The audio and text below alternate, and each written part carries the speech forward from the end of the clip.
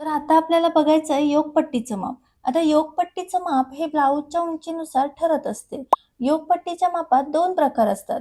पहिलं म्हणजे योगपट्टीतील छोटं माप आणि दुसरं म्हणजे योगपट्टीचं मोठं माप. ठीक आहे.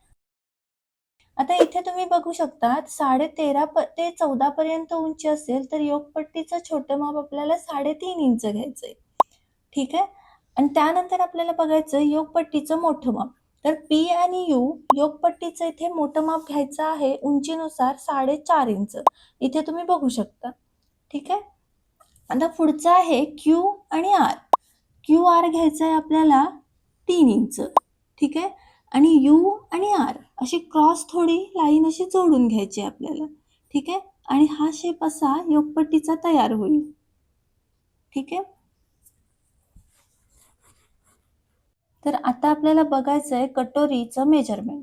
ठीक आहे. तर सुरुवातीला आपल्याला घ्यायची आहे कटोरी रुंदी. आता इथे मी तुम्हाला चार्ट दिलाय तिथे तुम्ही बघू शकता. जर छाती 35 ते 38 पर्यंत असेल तर आपल्याला कटोरी रुंदीचं माप घ्यायचंय 5.5 इंच. ठीक आहे. मग क्यू आणि झेड कटोरी रुंदीचं माप येईल 5.5 इंच. ठीक आहे.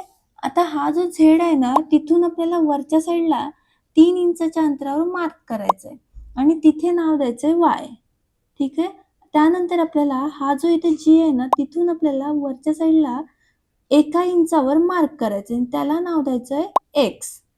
ठीक आहे. आणि इथून बरोबर आहे ना हा बघा हा जो शेप आहे ना तिथून आपल्याला साधारण 2.5 किंवा 3 इंचच्या अंतरावर मार्क करायचंय आणि त्याला नाव द्यायचंय जे. ठीक आहे. आणि इथून बरोबर हा आपल्याला असा गोलाकार शेप देऊन घ्यायचा आहे. ठीक आहे. तर अशा प्रकारे आपण कटोरीचं मेजरमेंट घेत असतो.